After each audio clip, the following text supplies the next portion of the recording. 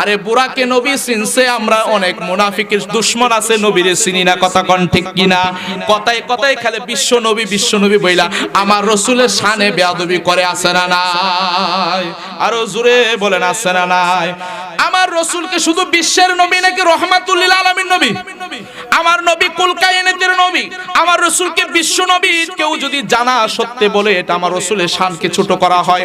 যদিও তারা বুঝাইতে চায় রাসূল অনেক বড়, কিন্তু বিশ্ব হইল কোনটাকে বলা হয় আসমানের নিচে এই জমিনের উপরে চতুর্দিক দিয়ে যে ফাঁকা জায়গাটা, এটাকে বিশ্ব বলা হয়েছে। আর রহমাতুল লিল আলামিন নবী হইল সমস্ত আলমের রহমতের নবী, কথা বলেন ঠিক কিনা? এই কারণে আমার রাসূল যে রহমাতুল লিল আলামিন, পবিত্র কোরআনুল কারীমে সূরা আম্বিয়ার মধ্যে 107 নম্বর আয়াতের মধ্যে বলেন, ওয়া মা আরসালনাকা ইল্লা রাহমাতাল লিল আলামিন। তাইলে আমার নবী হইল রহমাতুল লিল আলামিন, সমস্ত জগৎ সমূহের রহমত, আমার সমস্ত জগৎ সমূহের আলমের রহমত, কথা বলেন ঠিক কিনা? আল্লাহ হইলেন রব্বুল আলামিন, আলহামদুলিল্লাহি রব্বিল আলামিন। আমার আল্লাহ হইল সমস্ত জাহানের সৃষ্টিকর্তার রব, আর আমার রাসূলকে আমার আল্লাহ বানায় দিয়েছে রহমাতুল লিল আলামিন, সমস্ত জাহানের। আমার আল্লাহ যতটুকু জাহানের জন্য রব, আমার রাসূলকে ততটুকু জাগার জন্য রহমত বানায়া দিয়েছে।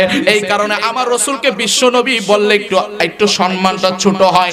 আমার রাসূলকে বিশ্ব নবী না বলে বলতে হবে দু জাহানের নবী, উম্মতের কান্ডারি নবী, রহমাতুল লিল আলামিন নবী, দু জাহানের বাদশা নবী।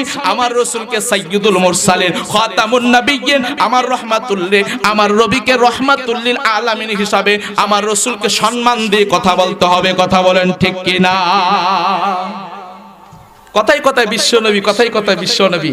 আছে না এমন কিছু বক্তা, তাদের মাহফিলে লক্ষ লক্ষ জনতা হয়, কিন্তু তারা কথাই কথায় খালি বিশ্বনবী বলে। আরে বিশ্বনবী কেন বলেন? রহমাতুল লিল আলামিন বললে কি কোনো ক্ষতি আছে?